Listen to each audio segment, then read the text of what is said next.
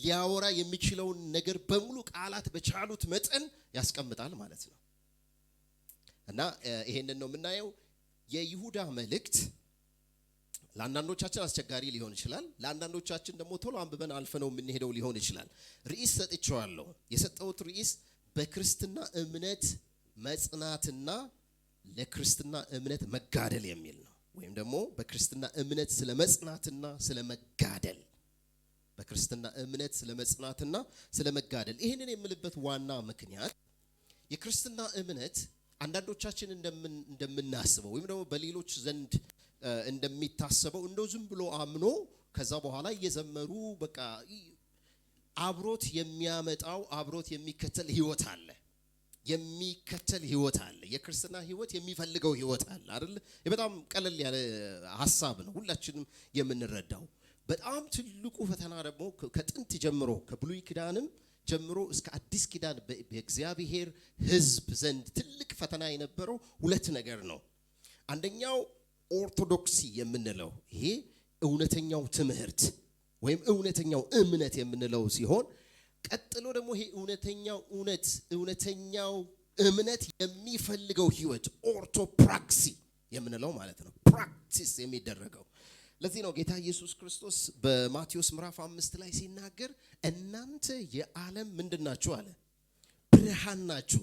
እናንተ የምድር ጨው ናችሁ አለ። ምንድነው እያለ ያለው? መቼም ብርሃን መሆኑን በብርሃኑ በሚያሳድረው ተጽዕኖ ነው ማቀው። ጨው መሆኑ ጨው በሚያሳድረው ተጽዕኖ ነው ማቀው። በሌላ አገላለጽ ጌታ ኢየሱስ ክርስቶስ እያለ ያለው ምንድነው? እናንተ አማኝ መሆናችሁን ማስታወቂያ በመንገር ሳይሆን በመኖር ነው የሚታወቀው ነው እያለ ያለው። ስትኖሩ ሰዎች ምን ያደርጋሉ? ያውቋችኋል።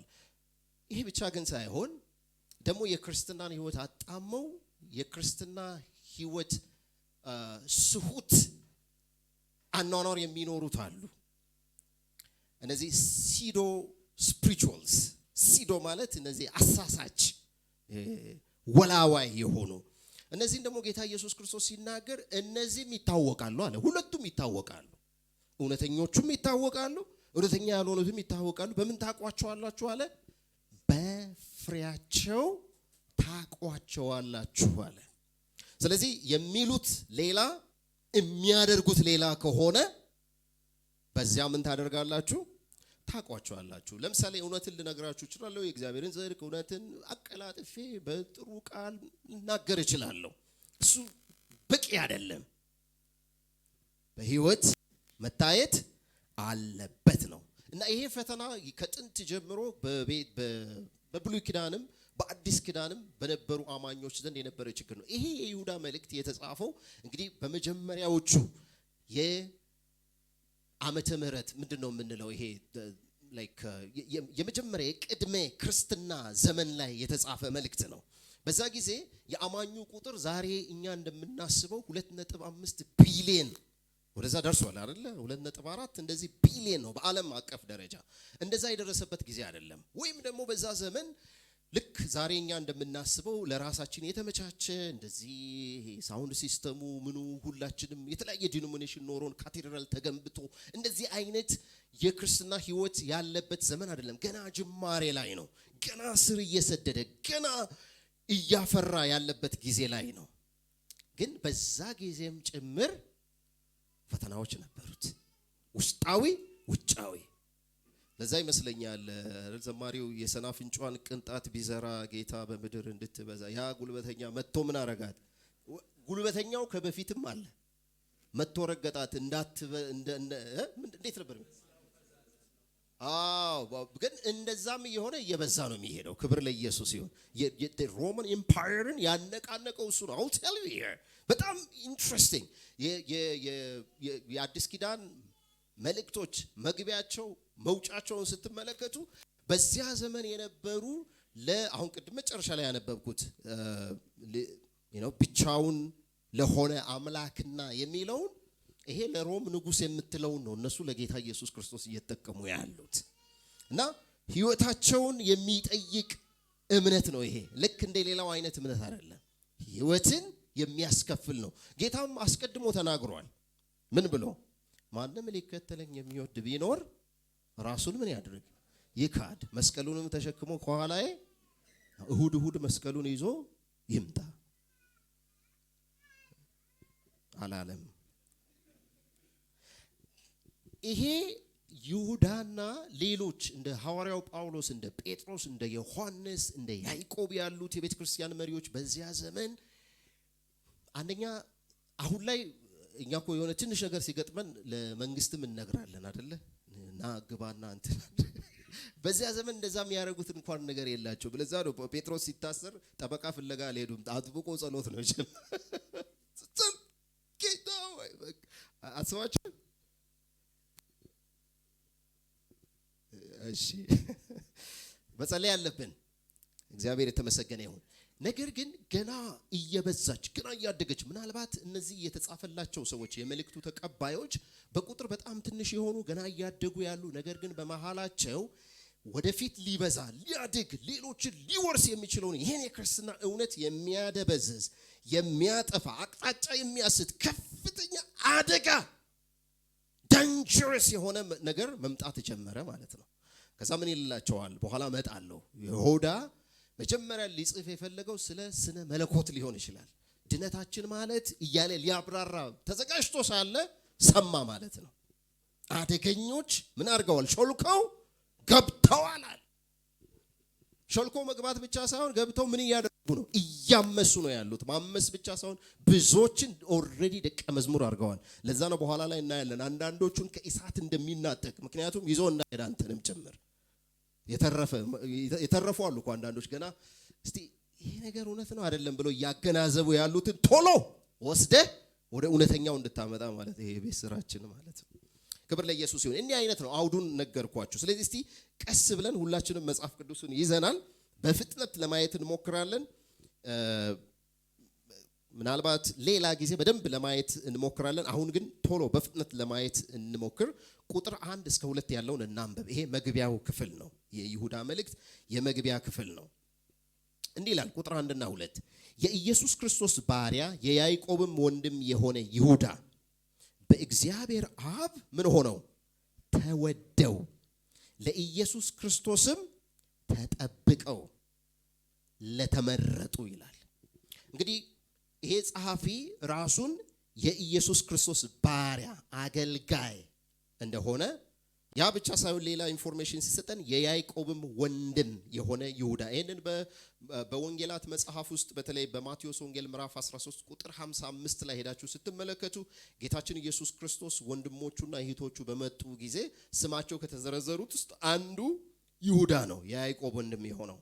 በዚህ በመጽሐፍ ቅዱስ በእኛ በፕሮቴስታንት እምነት የመጽሐፍ ቅዱስ አቀማመጥ መሰረት ከይሁዳ በፊት የሚመጣው ያዕቆብ ነው እና እነዚህ ሁለቱ ሰዎች በጥንት ቤተክርስቲያን ውስጥ ከፍተኛ የመሪነት ስልጣንን የያዙ መሪዎች እንደሆኑ ትልልቅ ጉባኤን የመራው ለምሳሌ በሐዋርያት ሥራ ምዕራፍ 15 ላይ የነበረውን የኢየሩሳሌምን ጉባኤ የመራው ያዕቆብ ነው። አዕማዳት ከሚባሉት አንዱ ነው። ስለዚህ ስልጣን ያላቸው ናቸው። የጌታ የኢየሱስ ክርስቶስን ትንሣኤ በአካለ ሥጋ አይተው የመሰከሩ ናቸው። እነዚህ ስልጣን አላቸው። ይሄ አሁን እዚህ ሰፈር ውስጥ ውር የሚለውን ሐዋርያ ፖዝ አለ። አንደኛው ደግሞ ኢትዮጵያ ውስጥ ፖዝ እግዚአብሔር አሁን ኢትዮጵያ ውስጥም የት ውስጥ ያሉትን ድህነትን በሽታን ምን በእኔ ነው የሚያስቆመው ብሎ የተነሳ ነበር አይደለ? እንዲሁም እሱ ከተነሳ በኋላ ነው ብዙ ነገር የበዛው። በሽታውም ድህነቱም የበዛው እግዚአብሔር ይገስጸው። እሱን ሳይሆን ይሄ የበዛውን ነገር ማለት ነው። ደግሞ ሄዳችሁ ንገሩት። እሺ ፖዝ ነኝ አለ። ታስቆማለህ ብሎኛል አለ። የት ሲለው ብይ ስንጫወት እግዚአብሔር ተገልጦልኝ አለ። ቃሉን ሲያነብ ቢገለጥለት ጥሩ ነበር። አሁን አንተ ምን ሀሜት ውስጥ ከተተ? እሺ ይሄ ይሁዳ እሱ ነው። አንዳንድ እንደዛ ነው። ይሁዳም እንደዛ ነው የሆነው። አሁን የተዘጋጀሁት ሌላ ነው፣ ሌላ ነገር እያልኩ ነው። በእግዚአብሔር አብ ተወደው የተወደዱ የሰዎቹ የመልእክቱ ተቀባዮች ማንነት ይሄ የኛም ማንነት ነው። በእግዚአብሔር አብ የተወደድነን። ክብር ለኢየሱስ ይሁን። ለተወደዱ እሱ ብቻ ሳይሆን ለኢየሱስ ክርስቶስ የተጠበቁ ተጠብቀው ላሉት ምን ማለት ነው? ለኢየሱስ ክርስቶስ የተጠበቁት ለሱ ሙሽራ ነን አይደልኛ? ይመጣል ሊወስደን ተጠብቀን ነው ያለ ነው። ስለዚህ አንዳንድ ጊዜ ስንኖር ዝም ብሎ በመደዳ ሰው እንደሚኖር በደፈና አንኖርም፣ እንጠብቃለን። ለዛ ነው ሐዋርያው ጳውሎስ ለአንድ ወንድ ምን አድርጌያችኋለሁ? አጭቻችኋለሁ አለ። ለምን? እዚህም እዛም እንዳትሉ ማለት ነው። ሰው ንጽህናችሁን፣ የክርስትና ህይወታችሁን፣ አካሄዳችሁን፣ መንገዳችሁን ጠብቃችሁ ትሄዳላችሁ ማለት ነው አይደለ? ለዚህ ተጠብቀው ላሉ ይላል። ለኢየሱስ ክርስቶስ እዚህ ዝም ብለን በቃ የሆነ አንዳንድ ጊዜ እውነት ነው። እኔም ኤምፋሳይዝ ላድርግ፣ ምናልባት በአንድም በሌላም መንገድ እዚህ መተናል። እግዚአብሔር እኛን የማንከራተት ዓላማ የለውም። ሰው ልጅ እግዚአብሔር የማንከራተት ዓላማ የለውም። ችግሩ እኛ እግዚአብሔር ለምን ዓላማ እንደፈለገን ግልጽ ሆኖ ያለው ጋር ደርሰን እስክንነቃ ድረስ ብዙ ድካሞች ሊኖሩ ይችላሉ እንጂ እግዚአብሔር ማንንም አያንከራትትም። ክብር ለኢየሱስ ይሁን። አንተና ምኜ እንዲሆንኩ አይባልም። እግዚአብሔር ጌታ የተመሰገነ ይሁን። ሁሉን በዓላማ በስርዓት ይሰራል። አንዳንድ ጊዜ ዓለምን እኛ ተሸክመን እንደምንሄድ ሁሉ የምንጨነቅ ሰዎች አለን አይደለ? ልክ everything happens እኛ አምላክ አለ። ተጠብቅ፣ ለኢየሱስ ክርስቶስም ተጠብቀን ነው ያለነው። ክብር ለኢየሱስ ይሁን። ለዚህ መጨረሻ ላይ ሳትሰናከሉም እንዲጠብቃችሁ፣ ምክንያቱም መሐሉ ኦሬዲ ገብተዋል አሰናካዮቹ፣ በየቦታውም አለ። ይሄ መጠበቅ ራሱ በእኛ ጥረት የሚሆን አይደለም። ራሳችንን ስናስገዛል፣ እግዚአብሔር ስንገኝለት፣ በመንፈሱ በጸሎት በኋላ እንመጣለን፣ ያስቀምጣል ስናደርግ እግዚአብሔር ነው የሚጠብቀን። ክብር ለኢየሱስ ይሁን። ለዛ ጊዜ የሚያዘጋጀን እሱ ነው። ቃሉን ልንሰማ እንመጣለን፣ እንዘምራለን፣ ከሌሎች ቅዱሳን ጋር ስለሱ እናወራለን። በዛ ውስጥ እያነጻን፣ እያጠበን፣ እያጠራን፣ እያዘጋጀን ያለን ምርጦቹ ነን። ከዛ ምን ይላል? ለተመረጡ የተመረጥነን። ክብር ለኢየሱስ ይሁን።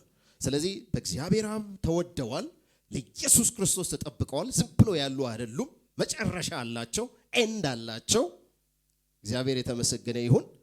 ጌስ እያደረጉ የሚኖሩ ሰዎች አይደሉም ማለት ነው። ወይ ደግሞ ገና ሌላ ምንድነው እስቲ የሚሆነው ብለው የሚሉ አይደሉም፣ የሚጠብቁት ነገር አላቸው። ክብር ለኢየሱስ ይሁን።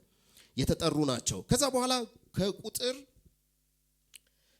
3 ላይ እዛው ቁጥር 2 ላይ ምህረትና ሰላም ፍቅር ይብዛላችሁ ይላል። እንግዲህ ሶስት ነገሮች አይታችኋል።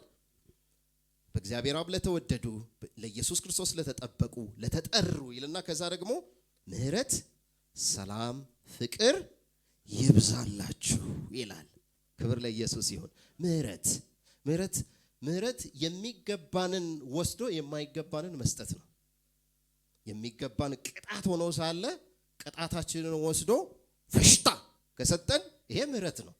ምን ሊባል ይችላል? እግዚአብሔር እንደዛ ነው ያደረገው።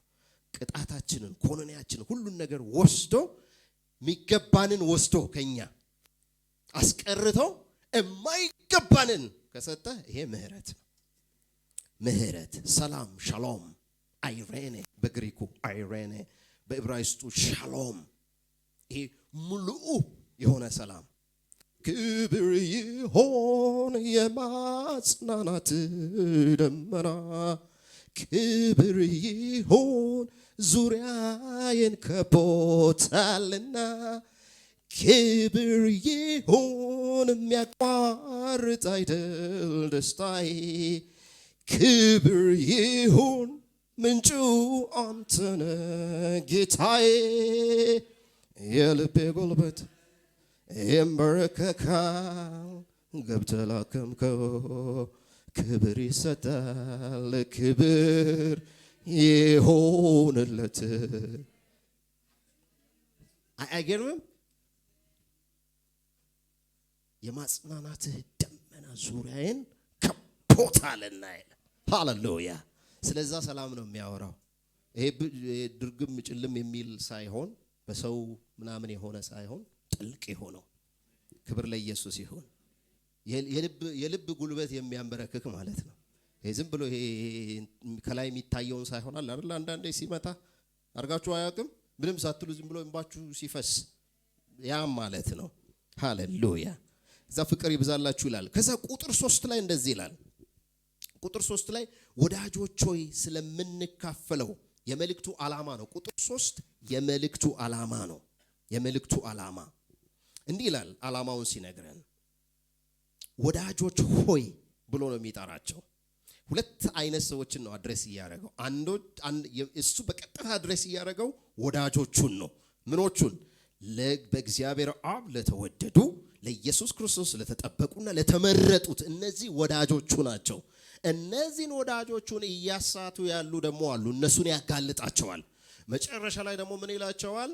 እነዚህን ሰዎች የምታጋልጡበትና በእምነት ጸንታችሁ ለእምነት እየተጋደላችሁ የምትሄዱበት መንገድ ይሄ ነው ብሎ ደግሞ ያን መንገድ ያስቀምጥላቸዋል። እሱ ብቻ ሳይሆን ኦሬዲ እነዚህ ሰዎች ገብተው ያበላሹት ነገር ስላለ ኦሬዲ በመሃል ገብተው ደቀ መዝሙር ሁሉ ስላፈሩ ለነሱም ደግሞ ምህረት እንዲበዛላቸው ለእናንተ የቤት ስራ ሰጣለሁ ነው የሚለው።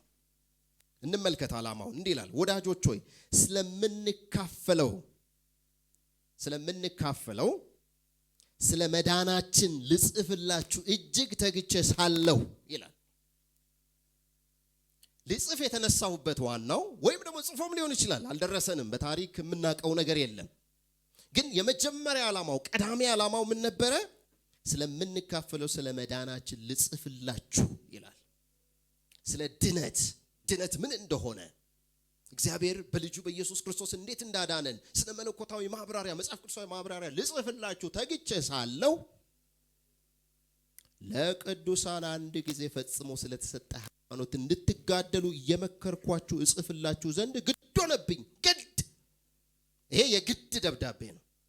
የግድ ደብዳቤ። ምክንያቱም ቁጥር 4 ላይ ይነግረናል። ለዚህ የመጀመሪያው ዓላማ ምን ነበረ? ስለ አብረን በሌላ አገላለጽ ስንት ክርስቶስ ነው ያለው? አንድ። ስንት እምነት አለ? አንድ እምነት አለ። በጣም በሚገርም ሁኔታ ይናገራል። ለቅዱሳን አንድ ጊዜ፣ በቃ አንድ ጊዜ ነው።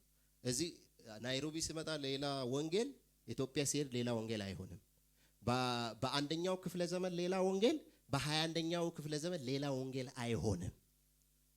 ምን አይነት ወንጌል ነው? ወጥ ወንጌል ነው። አንድ ጊዜ ፈጽሞ ስለተሰጠ ሃይማኖት እንድትጋደሉ። ይሄ ትርጉም ሃይማኖት ብሎ የሚለውን ቶይስ ፒስቴይ፣ ይሄ ግሪኩ የሚለው ማለት ነው። ፒስቴኦስ ከሚለው አይ ቢሊቭ አምናለሁ ከሚለው ማለት ነው። እምነት፣ ሌሎች ትርጉሞች እንደዛ ብለውት ሊሆን ይችላል። እምነት የሚለውን ነው የሚይዘው። ፒስቴኦስ አይ ቢሊቭ አምናለሁ። እምነት፣ የክርስትና እምነት ሁለት አይነት ሐሳብ ልታስቡ ትችላላችሁ። አንደኛው በኢየሱስ ክርስቶስ ማመን ምን ማለት እንደሆነ የሚገልጸውን ኮንቴንቱን ይዘቱን ሊሆን ይችላል። ሌላው ደግሞ የክርስትናን እምነት ኑሮውን ህይወቱን በክርስቶስ አምኖ ሰው ትረስት አድርጎ እሱ ላይ ተደግፎ የሚኖረውን ህይወት ያመለክታል። እንድትጋደሉ ሃይማኖት፣ ለዚህ እምነት እንድትጋደሉ፣ ለዚህ የክርስትና እውነት ላመናችሁበት። በሌላ አገላለጽ ምናልባት አንብባችኋል አይደለ? አንደኛ ቆሮንቶስ ምዕራፍ 15 ቁጥር 1 እስከ 3 ላይ ሐዋርያው ጳውሎስ ምን ብሎ ይላቸዋል? ይሄ ወንጌል ብሎ ይላቸዋል። የሰማችሁት ያመናችሁት በእርሱ የቆማችሁበት ደግሞ ምን የምትሆኑበት የምትድኑበት ነው ብሎ ይላል። አሳስባችኋለሁ ብሎ የሚለው ይሄ እዚህ ጋርም የይሁዳ መልእክት ጸሐፊ የሚለው ምንድነው? በጋራ ስለምንካፈለው ድነት ሁላችንንም እኩል ያዳነውን እውነት እሱን ላብራራ ተዘጋጅቼ ሳለሁ ማብራራት ብቻ ሳይሆን የሚያስፈልገው መጋደልም እንደሚያስፈልገው አይቻለሁ አለ ማለት ነው። ስለዚህ የክርስትና ህይወት የምናምነው፣ የምንኖረው፣ የምናስጠብቀው ጭምር ነው። ግልጽ ነው።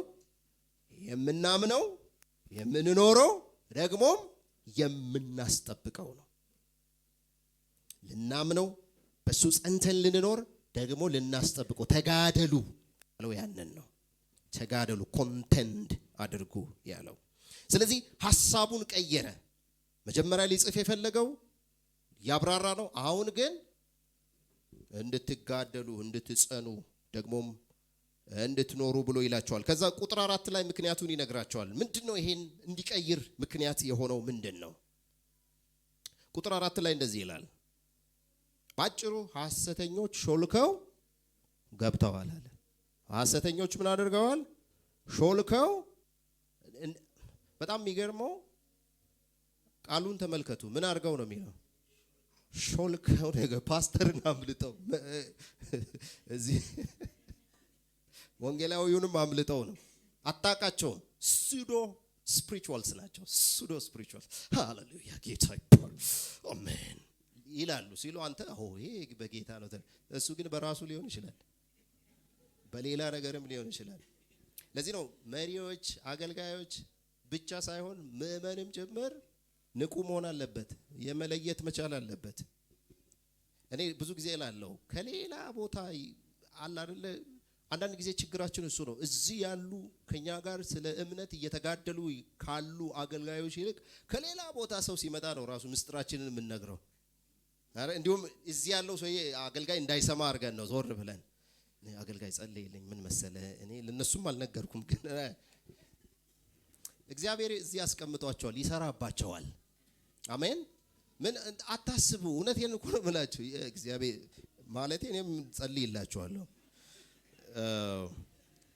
እውነት እኮ ነው። እዚህ ባስቀመጣቸው መሪዎች አገልጋዮች እግዚአብሔር ይሰራል። እግዚአብሔር እዚህ እስሊ ላይ እቺን ቤተክርስቲያን እንደው ዝም ብሎ ለእንትን እድር ቁብ ቦታ አይደለም። የሕያው እግዚአብሔር ቤተ መቅደስ እግዚአብሔር የሚሰራባት። ክብር ለኢየሱስ ይሁን። ሾልከው ገብተዋል። እንዲህ ይላል ቁጥር 4 ላይ እናንብበው።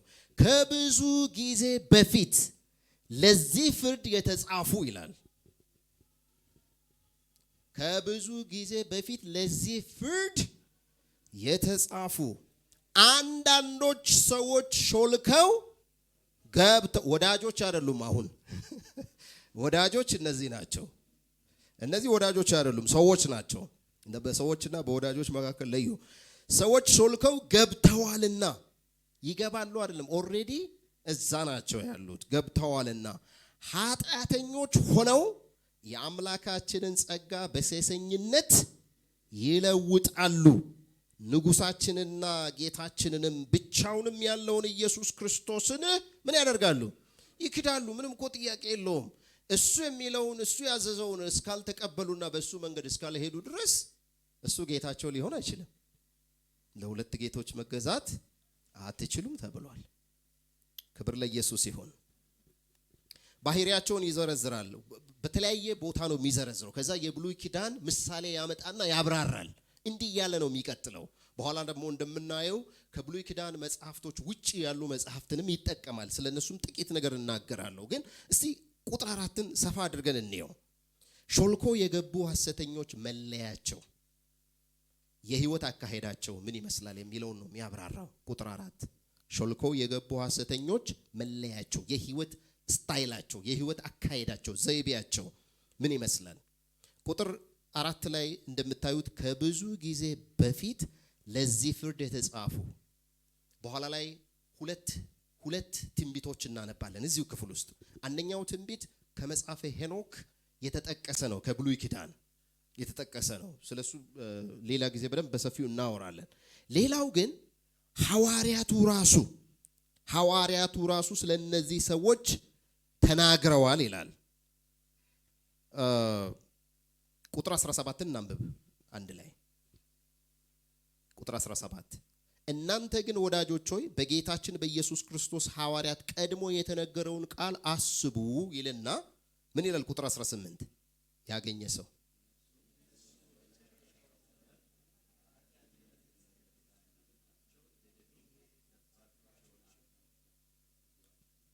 ኦሬዲ ሐዋርያቱ ተናግረዋል። ይሄንን ሾልከው የሚገቡ የእውነትን መንገድ የሚያጣምሙ ጨካኞች፣ ተናጣቂ ቸኩላዎች በመካከላችሁ እንዲገቡ መንጋውንም እንደሚያስቱ እንደሚያምሱ ብሎ ሐዋርያው ጳውሎስ በሐዋርያት ሥራ ምዕራፍ 20 ቁጥር 28 ወደዛ አካባቢ ላይ ተናግሯል ለኤፌሶን ቤተክርስቲያን።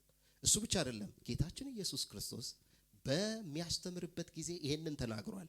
እሱ ከመምጣቱ በፊት እሱን መስለው የሚመጡ ሐሰተኞች እንደሚኖሩ ቢቻላቸው የተመረጡትን እስኪያስቱ ድረስ ከሰማይ ምን ሁሉ ሊያደርጉ ይችላሉ? እሳት ሊያወርዱ ይችላሉ። እንኳን አይደለም እሳት፣ እኛ በቡክ ነው እየተሸወድን ያለ ነው። እሳቱ የመጣ ቀን ሁሉም ይሄዳል። ፓስተር ፈተና ውስጥ ነው ያለን። እግዚአብሔር ምሕረት ያርግልን። ከዚህ ከካርፔት ውስጥ ብር ይወጣል ሲባል ተንጋግቶ የሚሄድ ምዕመን እንዴት እንዳፈራን አላቅም። ገና እሳት አልወረደም።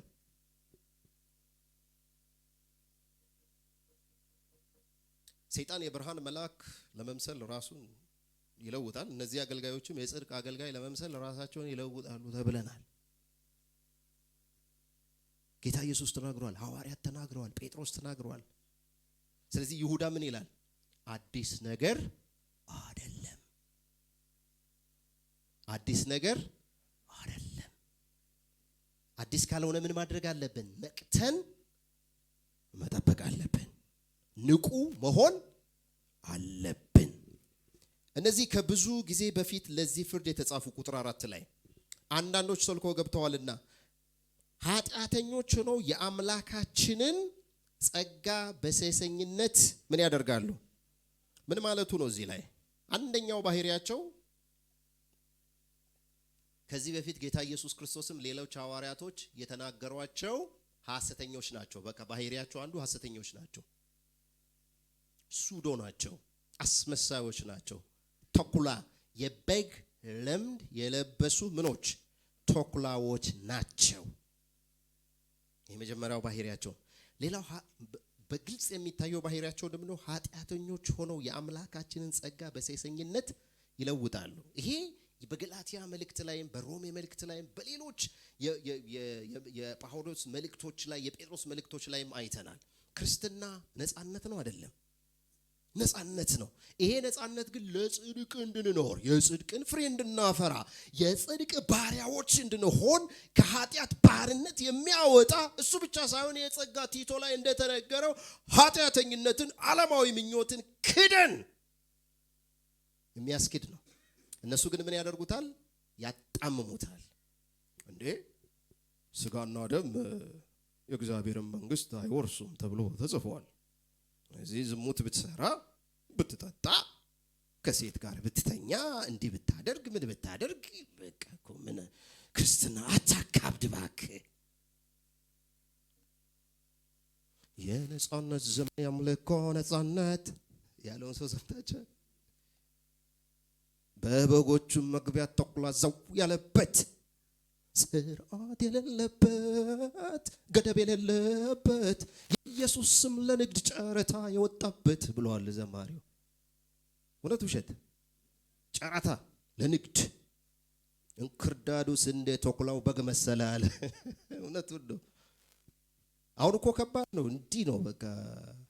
አንዳንድ ጊዜ መኪና ስትነዱ ወይም በመኪና ስትሄዱ አይታችኋል። አንዳንድ ዜብራ በደንብ ይታያል። አንዳንዱ ዜብራው ነው ግን አይታወቅም። ዜብራ ይሁን አይሁን አታውቅም። ክርስትና እንደዛ እየሆነ ነው። እግዚአብሔር ከዚህ ያውጣን። ራሱ ዜብራው መጥቶ ካልቆመ ይሄ ፓርክ ውስጥ ያለው ምናችንም የማይታወቅ ሆኖ አንዳንዱ ሰው እንደዛ ይፈልጋል። በነገራችን ላይ ምኑም እንደሆነ እንዳይታወቅ ነው። ኖ you need to be known። ጴጥሮስን አትሁኑ። ያኛው ጴጥሮስ ማለት ነው።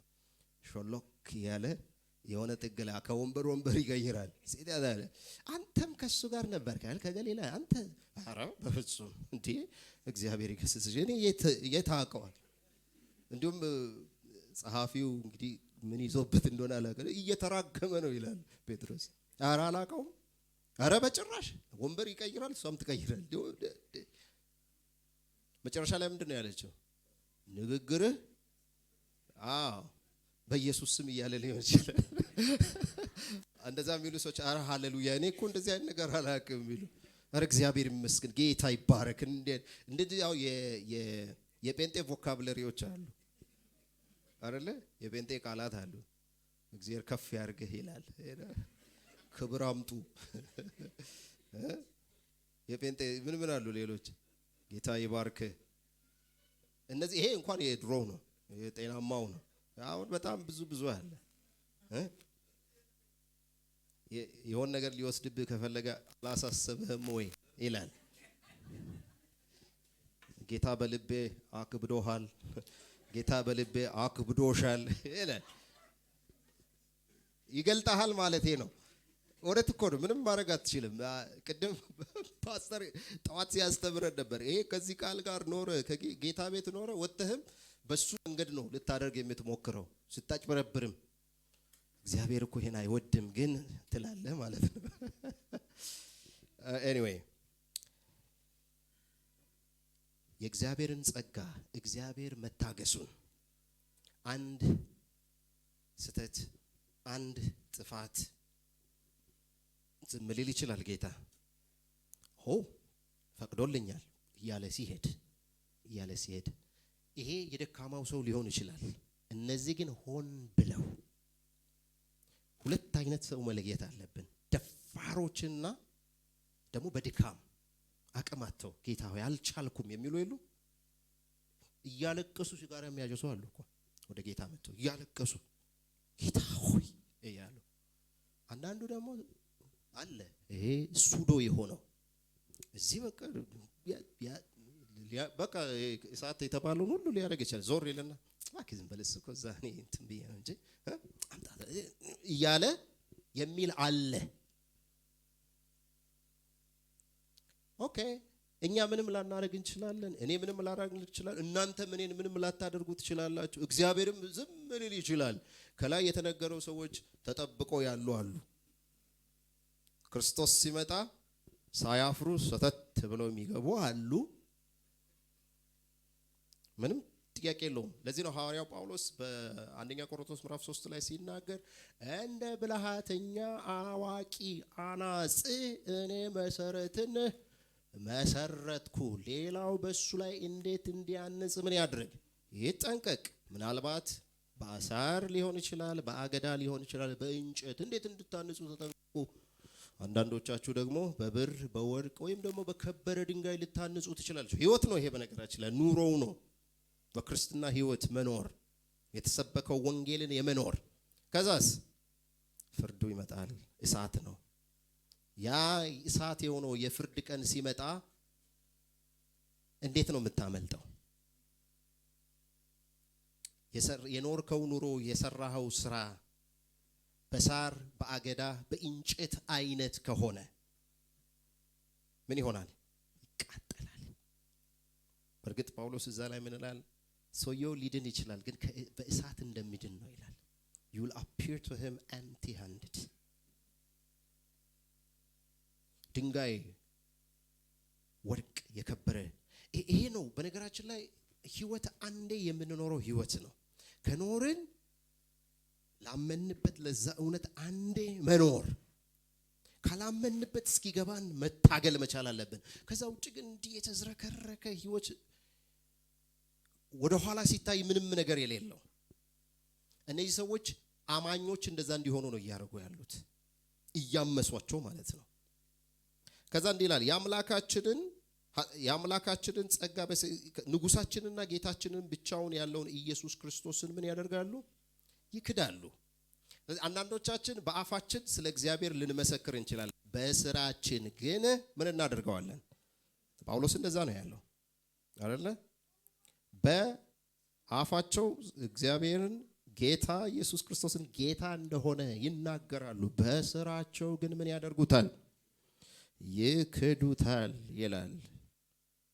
ባጭር ቃል ኃጢአት እንደ ውሃ ደስ እንደሚል ነገር የሚጨልጥ ሰው፣ ምንም ትግል የሌለበት ሰው አመፃን፣ እርኩሰትን፣ ኃጢአተኝነትን፣ ክፋትን፣ ተንኮልን፣ ስድብን፣ ንዴትን፣ ቁጣን፣ ይቅር አለ ማለት እነዚህን በሙሉ እንደምንም የሚቆጥር ከሆነ ይሄ እንግዲህ ጌታን በስራ ምን እያደረገ ነው? እየካደ ነው። ከዚህ በፊትም እንዳልኩት ደጋግሜ እላለሁ፣ እኔ በምናገረው ነገር ብቻ አብዮት እንዴት ጥሩ አማኝ ነው ልትሉ አትችሉም። እንዴት ነኝ በትዳሬ? ለትዳር አጋሬ እንዴት ነኝ? እዛ ነው የሚጀምረው፣ እዚህ አይደለም። እዚህ ምን ተው፣ እሱ ሁላችንም ወደ የቤታችን ነው የምንሄደው። እሱ ልጄን እንዴት ነው የሚይዛት? ከጎረቤቴ ጋር እንዴት ነኝ? ለጎረቤት ሰላም ነኝ ወይስ መጣ ነኝ? ደሞ መጣ የሚባሉ ሰዎች አሉ። እዛ ነው ዋናው ወንጌል ያለው። እዚህ ወጥቶ በመንገድ ላይ ወንጌል ስርጭት እሱ አንድ መንገድ ነው።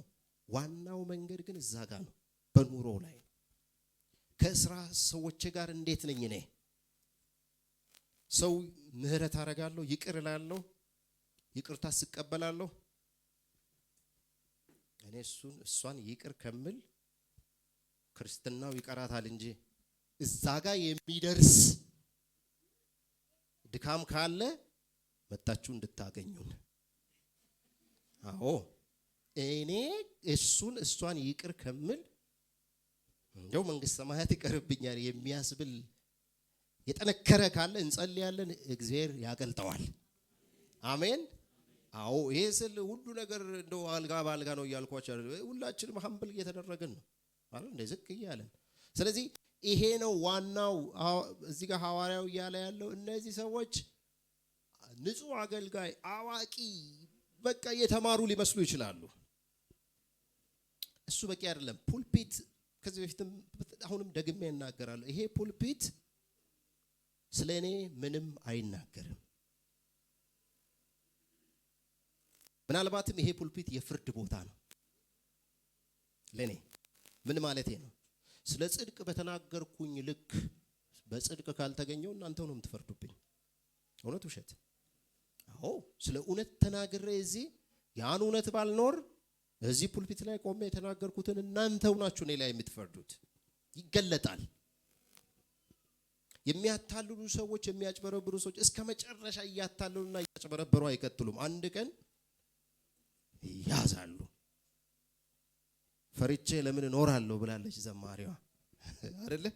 ፈርቼ ለምን እኖራለሁ። በፍርሃት እንዳንኖር የምናውቀውን አውቃለሁ፣ ማላውቀውን አላቅም፣ የኖርኩትን ኖሬያለሁ፣ ማልኖረውን ደግሞ አልችልም ማለት።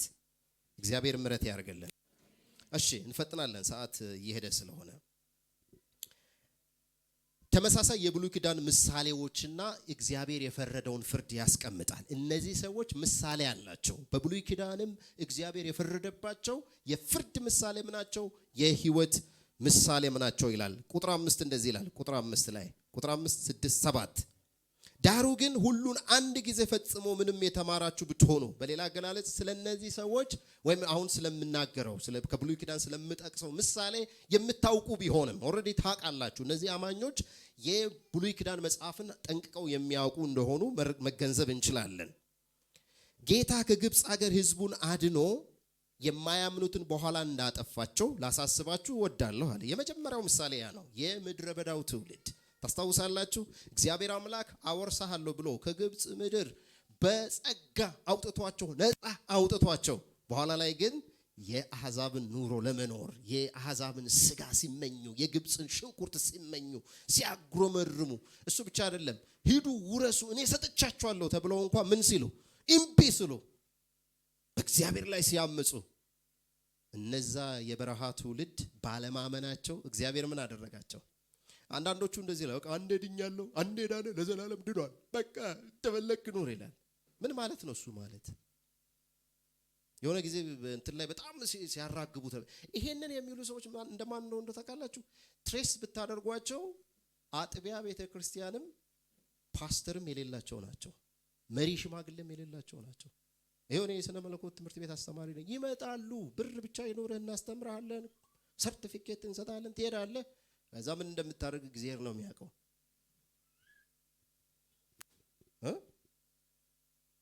መጽሐፍ ቅዱስ ኮሌጅ አጠናቅቄያለሁ፣ ምስክር ወረቀት ቆቤንም ጭኛለሁ፣ እንግዲህ የቀረኝ 20 ሰው ሰብስቤ ኪሳቸው ኪሴ ነው ለወጪ ለቀለቤ እያሉ የሚያልሙ ወንጌል ተጧሪዎች ዙሪያችን ፈልተዋል። ስራ ጠሊዎች እንደ ቢዝነስ ካርድ ሐዋርያው እከለ ብሎ ይጽፋል። ሲያገኝ ከጨበጠ በኋላ ይሄው ወገኔ ወንድሜ ከቸገረ ደውል ብሎ ይልክልህ። ስደውልልህ እንዲህ በዚህ ጉዳይ ጸልይልኝ ይልሃል። ከዛ ኦኬ ጸልይልሃለሁ። ከዛ ስታገኘው እንዴት ሆነ ያ ጉዳይ? ኦ ተሳካ እኮ እና ለጌታ ምስጋና ምንድነው የምትሰጠው ይላል። ምላሽ ምንድነው? ለጌታ ምን ይዘህ መጣህ ይላል።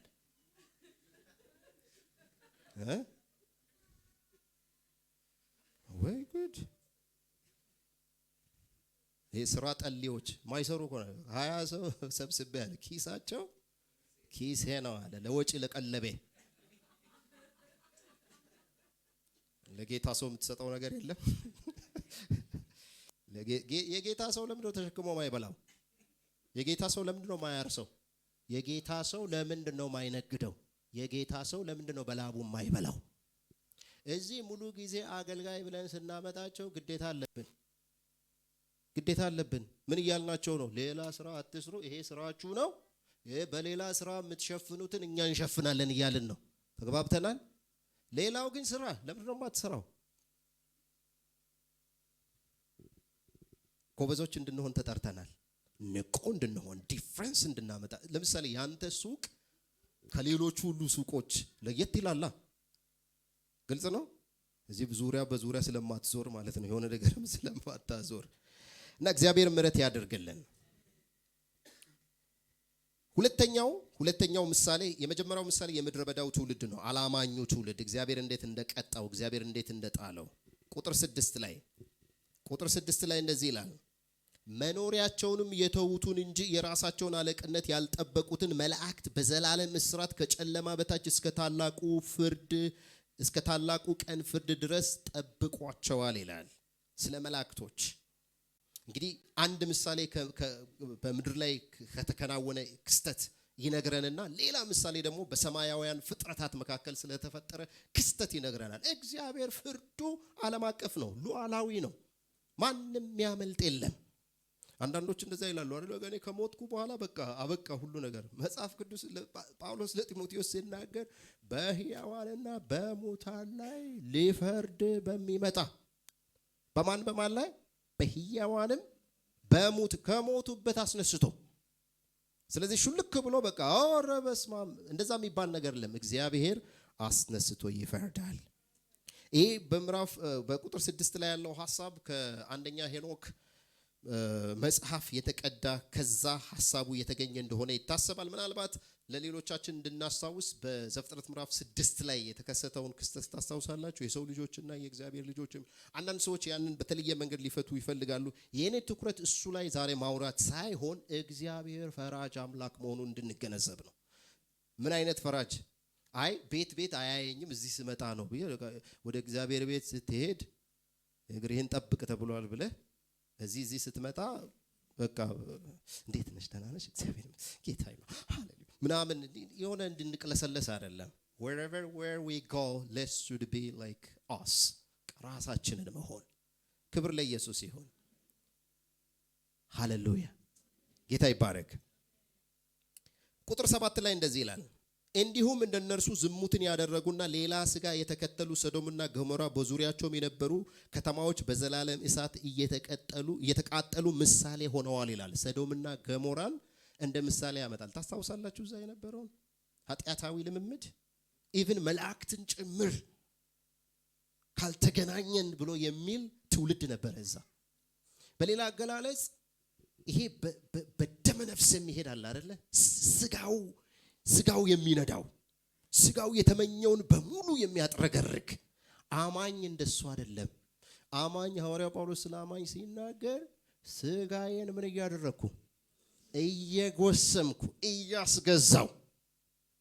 ጌታ ኢየሱስ ክርስቶስም ሲናገር አንደኛ አይን ብታሰናክልህ ሁለት አይን ኖሮ ሲኦል ከምትገባ አንድ አይን ኖሮ ወደ እግዚአብሔር መንግስት ብትገባ ይሻላል ብሎ ያለው ለዛ ነው።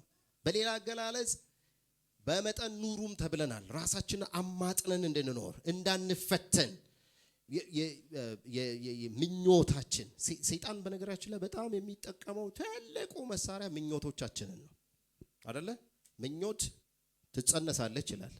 ምኞት ከተጸነሰች በኋላ አድጋ ኃጢአት ትወልዳለች። ልጅ አላት። ኃጢአት ልጅ አላት ማለት ምኞት ልጅ አላት።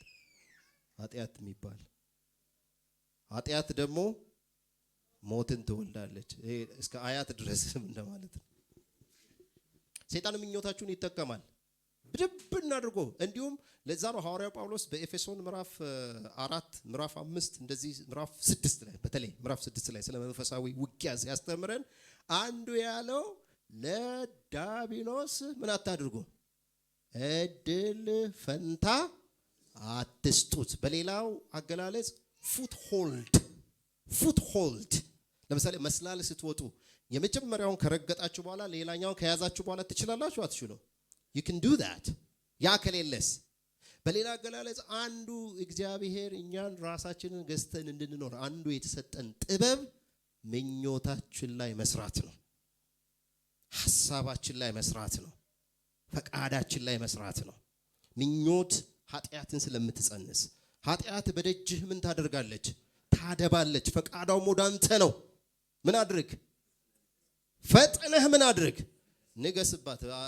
ሉተር እኮ ነው አንድ ጊዜ ይሄ በማቴዎስ ወንጌል ምዕራፍ 5-6 ባለው ላይ ጌታ ኢየሱስ ክርስቶስ ሲያስተምር ወደ ሴት ያየ የተመኛትም በዛ ጊዜ አመንዝሯል ብሎ የሚለውን ሐሳብ አንድ ቄስ ተጠይቀው ቆይ ቄሱ ይሄ ነገር እንዴት ነው አሉ ወጣቶቹ። ይሄማ አይሆንም አሉ። እንዴት ማየትማ ግድ ነው ማየትማ አለማየት አንችልም ብለው ሲሉ መፍትሄው ምንድነው ቄሱ እርሶ ይንገሩን ሲሉ እንግዲህ አሁን መፍትሄው ምን መሰላችሁ?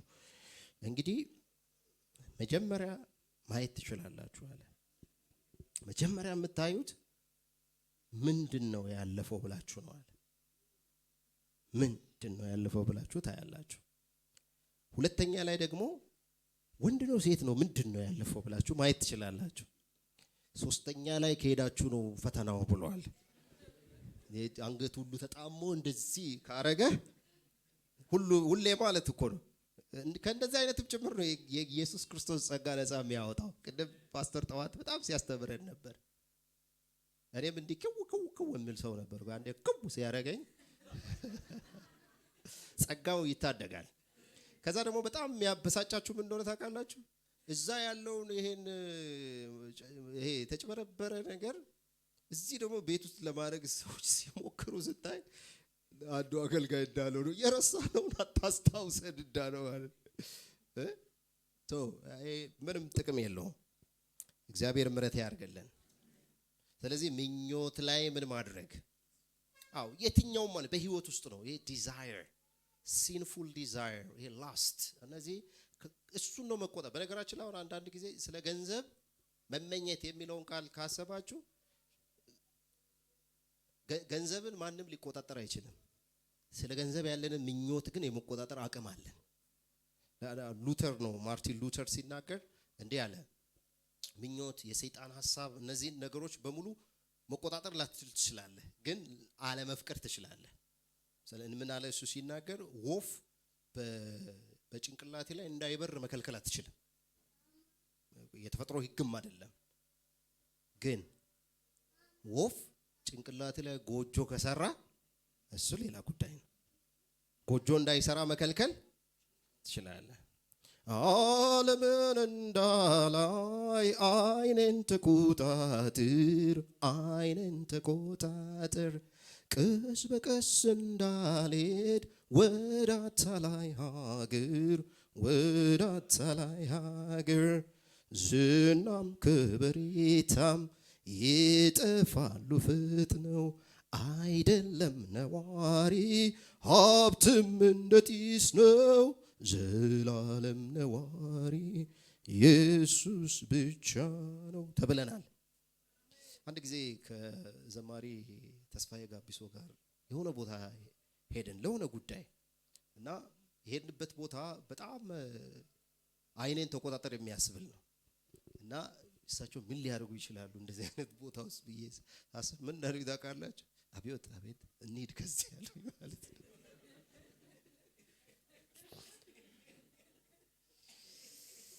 እንደዚህ አይነቶችን እግዚአብሔር ያብዛልን።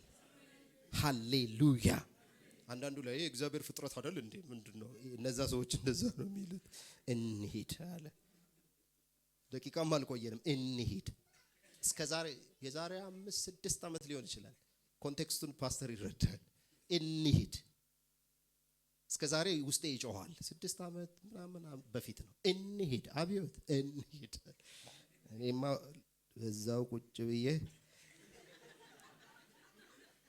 ወይ ጌታ ኮቸር ነው። እግዚአብሔር መልካም ነው። እንዴ በምን እንደሚያድናችሁ አታውቁም። መንገዱ ብዙ ነው። ክብር ለኢየሱስ ይሁን። ቁጥር 8 ላይ እንሂድ። እነዚህ ሾልኮ የገቡ ሐሰተኞች ሌላው መለያቸው ወይም የህይወት አካሄዳቸው ምንድነው? ቁጥር 8 ላይ እንዲህ ይላል፣ እንዲሁም እነዚህ ሰዎች ደግሞ እያለሙ ስጋቸውን ያረክሳሉ። ምን ይሄ like false vision dreams፣ በሌላ አገላለጽ ትንቢት የሚቀበሉ አድርገው ነው ራሳቸውን የሚቆጥሩት። በተለየ ራእይ በተለየ ህልም ትንቢትን የሚቀበሉ ከዛ መልእክትን ለሰው የሚያመጡ አድርገው ያስባሉ። እንደዛ አይነት አገልግሎት እየሰጡ ስለሆነ ስጋቸውን እያረከሱ በአመፃ በእርኩሰት ውስጥም እንኳን ቢኖሩ ተቀባይ ሰዎች ስላሏቸው አይመለሱም። በሌላ አገላለጽ ዋና ችግራቸው የዝሙት፣ የውሸት፣ የአመፅ ህይወት ነው ኑሯቸው። ስቲል ግን ምን ያደርጋሉ? ትንቢት ተቀብለናል፣ በህልም እግዚአብሔር ለኛ አብርቷል። በኋላ ላይ ይናገራል እዚህ ላይ መንፈስ የሌላባቸው ስጋውያን ናቸው ብሎ ይወቅሳቸዋል። በኋላ መንፈስ እንዳለባቸው ነው የሚናገሩት።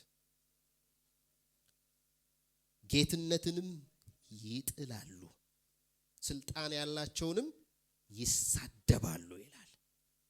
ኦርደር አይፈልጉም፣ ስርዓት አይፈልጉም።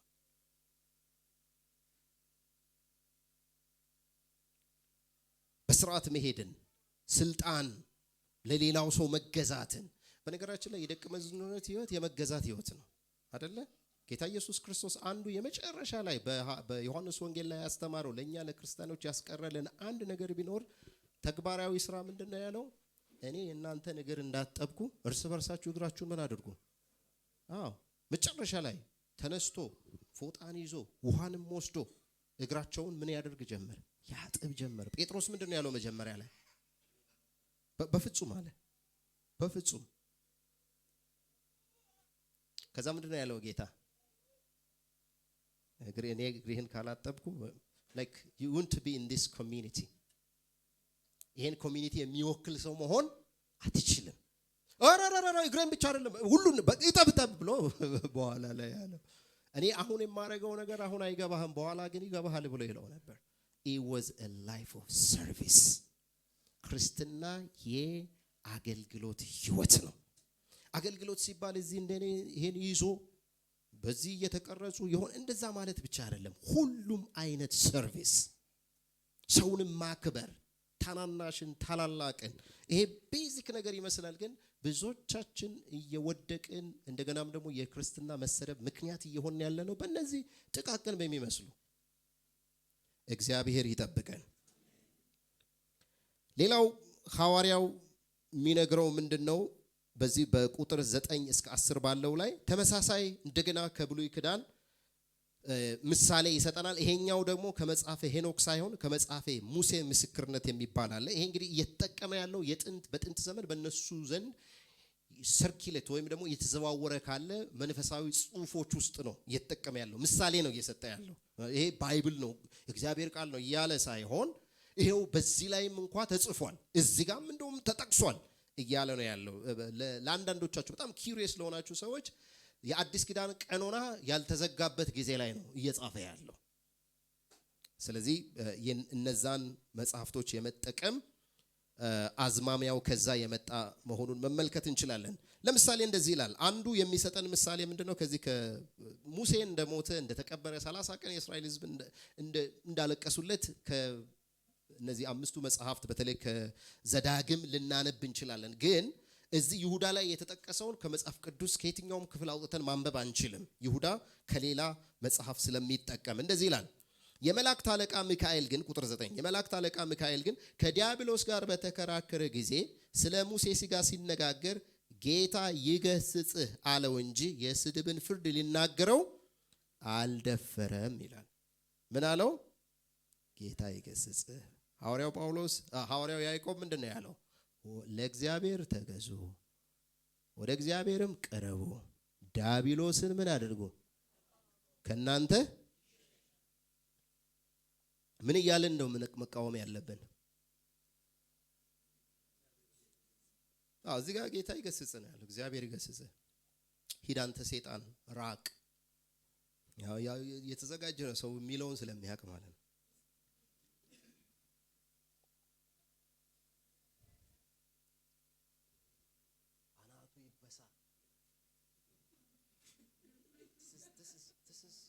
is completely unbiblical. Completely unbiblical. Okay? ሰይጣን ከፈለገ ፓካንዲ ስራ ይላል። ሰይጣን በአናቱ ይቁም፣ አናቱ ይተርተር።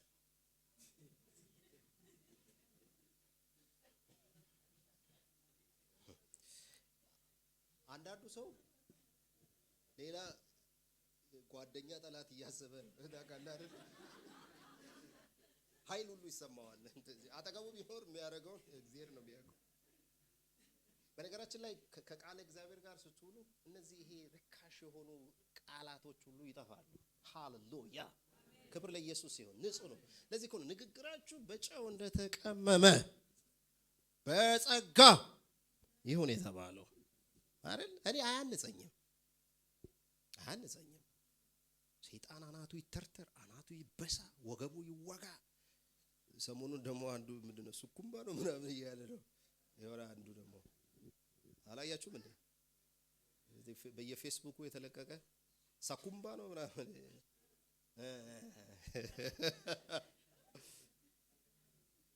አሩባ ምናምን ብሩባ ይኸውላችሁ። አንድ ጓደኛ ይመራል፣ ኧረ ተው ከሰይጣን ጋር አትሊስት በእድሜ ይበልጣቸዋል ብሏል። እንደምናስበው አይደለም። ምናልባት ያንንም እያለማመደን ያለው እሱ ሊሆን ይችላል። እሱ ሊሆን ይችላል። ዲግኒቲ አለ፣ የቃላት ዲግኒቲ። ቃላት ዲግኒቲ ያላቸው ቃላት ዝም ብለን አንጠቀምም አይደለ? ዲግኒቲ ያላቸው ቃላቶች። አንዱ ሲጸልይ እግዚአብሔር ሆይ ይሄን ጉባኤ ሹፈው አለ። ይሄ ከምን ይመነጫል? ውሎ ነው። ውሎ ይናገራል አይደል? ከዚህ ጋር የዋለ ከወንጌላዊው ከፓስተሩ ጋር በስነ ስርዓት በደቀ መዝሙርነት ህይወት ውስጥ የዋለ ሰው ንግግሩ ይታወቃል። ሌላ ቦታ ውሎ የመጣ ሰውም አናቱ ይተርተር፣ አናቱ ይበሳ፣ ወገቡ ይቀደድ ምናምን የሚለው ውስጥ የቆየ ሰው ያው እሱን ነው የሚደግመው። ዛሬ ከዚህ እንማር እንጣል። እኔንም ያስብሉኝ ነበር ድሮ። ትቼው ነው በነገራችን ላይ። ምክንያቱም እንደዛ ነው። እዚህ ላይ የሚለው እንደዛ ነው። አድነውኝ ነው። ከእሳት እንደሚያድን አንዳንድ ጥሩ ቅዱሳን ማቹር የሆኑ ቅዱሳን አድነውኝ ነው። አንድ አብረን የምናገለግል ወንጌላዊ የነበረ ሰው እኔ አብሬው ከማገልገሌ በፊት መድረክ ላይ ከወጣ አሉ በቃ ይሄ ያልቃል አለ። እየደበደቡ እናንተ ተመለሱ፣ መተብት መታን ይሻላል አለው አንደኛው። ይሄ እንኳን ውድ ነው። ይሄ በኋላ ምን እያልን ነው? ስንጸልይ እንኳን ጸሎታችን ዲግኒቲ ሊኖረው ይገባል። ጸሎት ዝም ብሎ ይሄ ለማሳመር አይደለም። ጌታ ሆይ ምዕራፍ 17 ቁጥር 8 ላይ ኤርሚያስ ላይ እንደተባለው አንተ ቸር ነህና እባክህ ቸር አድርግልን ምናምን እንዲህ የሚባል ነገር አይደለም። ግልጽ ነው። ህይወትን ነው የምንጸልየው። ግልጽ ነው። መጽሐፍ ቅዱስም እንደዛ ነው የሚለው አይደለ? መንፈስ ቅዱስ በማይነገር መቃተት ስለኛ ይቃትታል። እንደ እግዚአብሔር ፈቃድ እንዴት መጸለይ እንዳለብን ስለማናውቅ ያግዘናል። ሃሌሉያ! ለጸሎት ሲሄድ ስንበረከክ ከቅዱሱ መንፈስ ከቃሉ ጋር ከሆንኩ ያግዘኛል። አባት ብሎ ይጮሃል ይላል። ክብር ለኢየሱስ ይሁን። እኔ እግራችኋለሁ በዚህ ቃል እውነት ሄደን ከከሰርን እግዚአብሔርን እንጠይቀዋለን። ግን አላየንም፣ በታሪክ አላየንም። ያጭበረበሩ ያሳሳቱ ሲወድቁ አይተናል አይደል? እኔ እኮ በትንሽ እድሜ ውስጥ አይቻለሁ። ክብር ለኢየሱስ ይሁን። ከዛሬ ቀን ጀምሮ ሰይጣን አናቱ ይበሳ አይባልም። ምንም በቃ ይሄ ዝም ብሎ የተለቃቀመ ነው። ባይሆን እድል ፈንታ አትስጠው። እንዴት? በኑሮ። ክብር ለኢየሱስ ይሁን። አይ ቲንክ አሁን የምናጠናቅቅበት ሰዓት ላይ ደርሰናል። አሁን እናጠቃልላለን። ላጠቃለው ከቁጥር 9 እስከ 10 ይሄን ተመልክተናል። ቁጥር 11 ላይ ያለውን ተመልከቱ። ቁጥር 11 ላይ ምንድነው የሚላቸው? ወየውላቸው ይላል። ለነዛ ወየውላቸው በቃየል መንገድ ሄደዋልና። ቃየልን ታስታውሳላችሁ። በቃየል መንገድ ሄደዋል። ከዛ በኋላ ምን ይላል? ስለ ደሞዝ ለበለዓም ስህተት ራሳቸውን አሳልፈው ሰጥተዋል፣ በቆሬም መቃወም ጠፍተዋል። እነዚህ ሶስት ነገሮችን በፍጥነት ልበል። በቃየል መንገድ ሄደዋል፣ ስለ ደሞዝም ለበለዓም ስህተት ራሳቸውን አሳልፈው ሰጥተዋል፣ በቆሬም መቃወም ጠፍተዋል። እነዚህ ሶስቱ ካራክተሮች፣ እነዚህ ሶስቱ ሰዎች የተጠቀሱት ሰዎች ምን አይነት ሰዎች እንደሆኑ ታውቃላችሁ? ህዝብ የሚያሳምጹ ሰዎች ናቸው። ቃየል የነፍስ መግደል አመጽ አስጀማሪ፣ ከሱ ቀጥሎ ብዙዎቹ ነፍስ የገደሉ ናቸው አይደለ? አንዱ እንዲሁም ጠቅሷል አይደለ? ላመህ ሲጠቅስ ቃየል በገደለ ጊዜ ምናምን እያለ እንደ ምሳሌ ሆኖ ብዙዎችን ያሳምጻሉ ማለት ነው። በለዓም ንጉሱን ሲያሳስት ባላቅን ታስታውሳላችሁ? እሱ ብቻ የቆሬ ሰዎች እንዴት ነበር የሆኑት? በቆሬ የነበረው አመጽ ነው አይደለ? ሌሎችንም አሳምጸው አስተባብረው ሙሴን ሲቃወሙት እነዚህ በሙሉ እግዚአብሔር ቀጥቷቸዋል አልቀጣቸውም? በሌላ አገላለጽ የነዚህ ሐሰተኞች ሸልኮ የገቡ ሰዎች ባህሪያቸው ማሳመጽ ነው። ቡድን ያስፈጥራሉ ማለት ነው። ቡድን። ስለዚህ በዛ ቤተክርስቲያን ውስጥ ቡድን ፈጥረዋል። ይሄንን ይናገራል። ከዛ እየጨረስን ቁጥር 12-13 እነዚህ ሸልኮ የገቡ ሰዎች የህይወት አካሄዳቸው እኔ ልዘርዝረው ከቁጥር 12-13 እንደው ለማንበብ ለማንበብ እንደዚህ ይላል። እነዚህ ከናንተ ጋር ሲጋበዙ በፍቅር ግብዣችሁ እንደ እድፍ ናቸው። የፍቅር ግብዣ ነው። የፍቅር ግብዣ ውስጥ እድፍ ካለ ግብዣው ጤናማ ይሆናል? አይሆንም። ግብዣውን የሚያበላሹ ናቸው። መገኘታቸው የሚበጠብጥ ማለት ነው። እነሱ ከተገኙ ነገሮቹ ይበላሻሉ። እንደ እረኞች ያለ ፍርሃት ራሳቸውን ይጠብቃሉ። እረኛ ስራው ምንድነው? መንጋውን መጠበቅ ነው። እነዚህ ግን ማንን ነው የሚጠብቁት? ራሳቸው። they care for themselves, they feed themselves። ጋርድ አዘጋጅተው ጥሩ መኪና የሚነዱ እንደዛ። አንድ ጽሑፍ አይቻለሁ። ሙጋቤ ነው ይላሉ ግን አይመስለኝም። እንዴ ያልቂ በድሮ ዘመን አንዱ ነቢይ 5000 የተራቡ ሰዎች መገበ አለ። በዚህ ዘመን 5000 የተራበ ህዝብ አንድ ነቢይ ይመግባል አለ። እውነቱን እኮ ነው አይደለ? ሚራክል ማኒ ገንዘብ አሁን ይመጣል ይልሃል፣ ከስር ደግሞ ይሄዳል። የባንክ አካውንቴ ድጋፍ ልታደርጉ የምትፈልጉ ብዙ ነገር አለ ግን አልገባም እዛ ውስጥ። እሺ እንሂድ። እነዚህ ራሳቸው መጋቢ ሳይሆኑ ተመጋቢዎች ናቸው። አንዳንዱ አገልጋይ ነው፣ አንዳንዱ አገልግል ነው የተባለው ማለት ነው። በነፋስ የተወሰዱ ውሃ የሌለባቸው ደመናዎች፣ ፍሬ የማያፈሩ 2 ጊዜ የሞቱ ከነስራቸው የተነቀሉ በበጋ የደረቁ ዛፎች፣ የገዛ ነውራቸውን አረፋ የደፈቁ ጨካኝ የባህር ማዕበል፣ ድቅድቅ ጨለማ ለዘላለም የተጠበቀላቸው የሚንከራተቱ ከዋክብት ናቸው ይላል። እንግዲህ ተመልከቱ። ደመና ምንድነው ስራው? ዝናብ ማምጣት ነው። ግን ደመና መጥቶ ዝናብ ከሌለ ይሄ ባዶ ደመና ነው። በሌላ አገላለጽ እነዚህ ሰዎች ፍሬ የላቸውም፣ ስር የሰደደ ነገር የላቸውም። እነዚህን ምሳሌዎች እናንተ በደንብ አድርጋችሁ ተመልከቱ። ቁጥር 14-15 ያለው አሁንም ከመጽሐፈ ሄኖክ የተወሰደ ክፍል ነው። እንደዚህ ይላል። ከአዳም ጀምሮ 7ኛ የሆነ ሄኖክ እነሆ ጌታ በሁሉ ላይ እንዲፈርድ በኃጢአተኝነትም ስላደረጉት ስለ ኃጢአተኛ ስራቸው ሁሉ አመፀኞችም ኃጢአተኞች በእርሱ ላይ ስለተናገሩ ስለ ጭካኔ ነገር ሁሉ ኃጢአተኞች ሁሉ እንዲወቀሱ ከአላፋት ቅዱሳኑ ጋር ይመጣል ብሎ ለነዚህ ደግሞ ትንቢት ተናገረ ይላል። አንድ ከጥንት ጽሑፍ ትንቢት አንስቶ ይናገራል። ይሄ አዲስ ነገር አይደለም። አስቀድሞ ምን ተደርጓል? ተነግሯል። ቢ ኦን ዘ ሉክ አውት ብሎ ይላቸዋል። ከዛ ቁጥር 16 ላይ ይሄንን ከነገራቸው በኋላ እንደዚህ ላይ እነዚህ ደግሞ እንደምኞታቸው እየሄዱ የሚያንገራግሩና ስለ እድላቸው የሚያጉረመርሙ ናቸው። እንዲረባቸውም ለሰው ፊት እያደሉ አፋቸው ከመጠን ይልቅ ታላቅ ቃል ይናገራል ይላል። አዋቂ መስለው የሚታዩ እንደሆኑ ይናገራል። አሁን ምን ማድረግ እንዳለባቸው እንግዲህ እነዚህ ሐሰተኞችን አጭበርባሪዎችን በህይወት በብዙ ነገር የክርስትናን ህይወት እያሰደቡ በመሃላቸው ሾልኮ የገቡ ሰዎችን ካጋለጠ በኋላ ምን እናድርግ ለሚለው ምላሽ ይሰጣል። ምንድነው የምናደርገው? ምን ማድረግ አለብን? ቁጥር 17 እናንተ ግን ወዳጆች ሆይ በጌታችን በኢየሱስ ክርስቶስ ሐዋርያት ቀድሞ የተነገረውን ቃል ምን አድርጉ? አስቡ። ኦሪጂናሉን በኦሪጂናል አገልጋዮች የተሰበከውን እውነት አስቡ ይላል። ኦሪጂናል የሆነውን እሱን አስቡ። ቀድሞ ሐዋርያቱ የተናገሩትን እውነተኛውን ወንጌል እሱን አስቡ።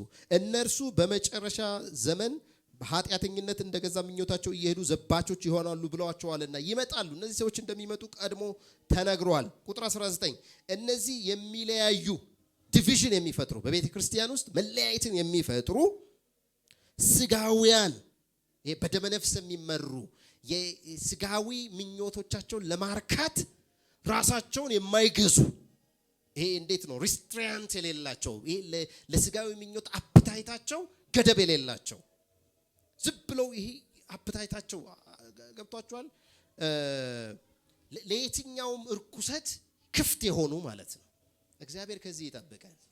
እምቢ ኖ አይሆንም መሸሽ የማይችሉ ማለት ነው። ልክ እንደ አይደለም እንደ ዮሴፍ አጣብቅኝ ውስጥ ገብተው ሰይጣን አሳስቶኝ ነው የሚሉ ሳይሆኑ ይልቁኑ ምን የሚያደርጉ ያንን እንዲሆን የሚያመቻቹ ምእመናንንም በዛ የሚያሳስቱ ማለት ነው። ከዚህ በፊት አውርቻለሁ አይደለ? አንዱ አባ እንቁላል በእንትን እየጠበሱ በጧፍ እየጠበሱ እያለ የንስሐ ልጃቸው መጣችና እንዴ አባ እንዴ በሮብ እንቁላል እንዴት ይበላሉ ብላ ስትል አረ ልጄ እኔ ምን አውቃለሁ ሰይጣን አሳስቶኝ ነው። ሰይጣን መጣሉ ቀስ ብሎ ብቅ ብሎ አባ በእኔ ያሳቡ አለ። እኔ ራሴ እንድች አይነት የእንቁላል አጠባበስ ከርሶ ማየቴ ነው ብሏል። እና ቁጥር 20 እንደዚህ ይላል።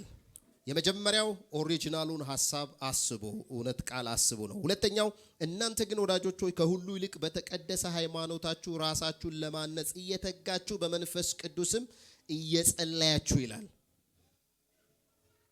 ራሳችሁን ለማነጽ ቅድም ያወራነው አለ አይደል? በወርቅ ነው፣ በአገዳ በእንጨት ነው፣ በድንጋይ በምንድን ነው ህይወታችን መቆም ይችላል ወይ? ፍርድ ፊት መቆም ይችላል ወይ? በጽድቅ ፊት መቆም ይችላል ወይ? በእውነት ፊት መቆም ይችላል ወይ የሚለውን አስቡ ብሎ ይላቸዋል። ሌላው በመንፈስ ቅዱስ እየጸለያችሁ ካለ በኋላ ወደ ዘላለም ህይወት የሚወስደውን የጌታችን የኢየሱስ ክርስቶስ ምሕረት ስትጠባበቁ ይላል። በፍቅር ራሳችሁን ምን አድርጉ? ጠብቁ። የኢየሱስ ክርስቶስን መምጣት እየተጠባበቃችሁ ኑሩ። እንደገና ደግሞ በፍቅር ራሳችሁን ምን አድርጉ? ጠብቁ ብሎ ይላል። ይሄ ብቻ አይደለም። መጨረሻ ላይ ሌላ የቤት ስራ ይሰጣቸዋል። ይሄ የቤት ስራ ደግሞ ምንድነው? ኦልሬዲ የተታለሉ የተጨበረበሩ የወደቁትን እነዚህ አሳቾች ያጭበረበሯቸውን ሰዎች እንድታድኑ ትጉ ይላቸውና ቁጥር 22 እስከ 23 ያለው ላይ እንደዚህ ይላል። አብረን እናንብብ በፍጥነት። አንዳንዶች ተከራካሪዎችን ውቀሱ።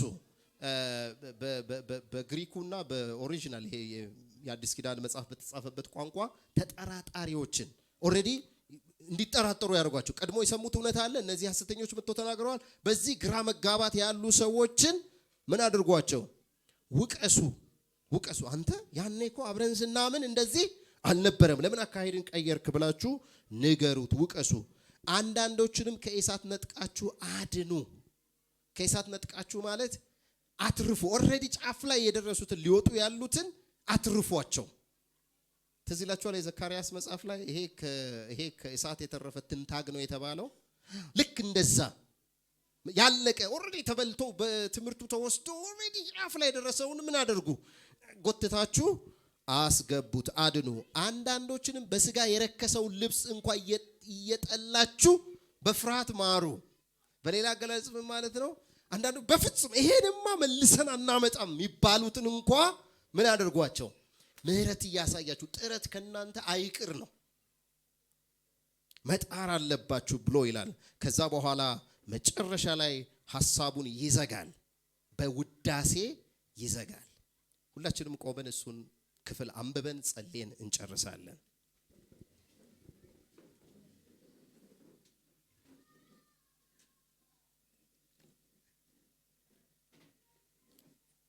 የውዳሴ መዝጊያው እንደዚህ ይላል። ሳትሰናከሉም እንዲጠብቃችሁ ምክንያቱም የሚያሰናክል ብዙ ነገር ስላለ በክብሩም ፊት በደስታ ነውር የሌላቸው አድርጎ እንዲያቆማችሁ ወድቃችሁ ሳይሆን ስትቆሙ የጸና አቋቋም እንድትቆሙ እግዚአብሔር ስለሚያደርገው ቸርነት ነው የሚያወራው። ብቻውን ለሆነ አምላክና መድኃኒታችን ከዘመን ሁሉ በፊት አሁንም እስከ ዘላለም ድረስ በጌታችን በኢየሱስ ክርስቶስ ክብርና ግርማ ኃይልም ስልጣንም ይሁን አሜን። እንጸልያለን። የደከምን የቀድሞ የክርስትና ጭካኔን ያንን መንፈስ ያጣን የቀድሞ ፍቅር የቀዘቀዘብን ሰዎች ካለን ያኔ ለእውነት የምንፋለም